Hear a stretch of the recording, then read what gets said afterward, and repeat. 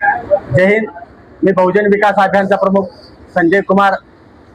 नीट परीक्षा रद्द झाली, संपूर्ण ठिकाणी वादळ निर्माण झालेला आहे.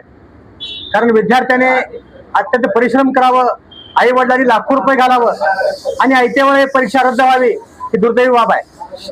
विद्यार्थ्याचा काय दोष आहे? पेपर फुटले तर विद्यार्थ्याचा दोष काय? प्रशासन काय करताय? यंत्रणा काय करताय? 2024 सुद्धा असा प्रकार होऊन प्रशासन सज्ज का झालं नाही? 24 असा प्रकार झाला आणि आज 26 मध्ये असा प्रकार होत आहे. विद्यार्थ्यावर अत्यंत अन्याय अत्याचार आहे. चूक नसताना विद्यार्थ्यावर अन्याय अत्याचार आहे.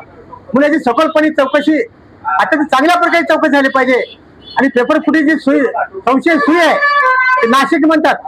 नाशिक बरोबर लातूरला देखील असा प्रकार 24 घडलाय. म्हणून सविस्तर चौकशी होऊन शासनाने विद्यार्थ्यावर अन्याय होणार नाही, वारंवार अशी तर तर्काबद्दल करत विद्यार्थ्यांनी अभ्यास करावा. काय करावं? ह्याच्यामुळे विद्यार्थी डिप्रेशनमध्ये जातात, पालक डिप्रेशनमध्ये जातात. पालकांनी खर्च करता विद्यार्थ्यांना अभ्यास करायचा आणि सरकारने लागलीच पेपर फुटला म्हणून ते तारीख रद्द करायची, हा विद्यार्थ्यावर ताण आहे. ह्या प्रकारे जोपर्यंत चौकशी होणार नाही तोपर्यंत बहुजन विकास अभियान संबंध महाराष्ट्रावर गप्प बसणार नाही, हे तुमच्या मध्ये सांगतो. जय हिंद.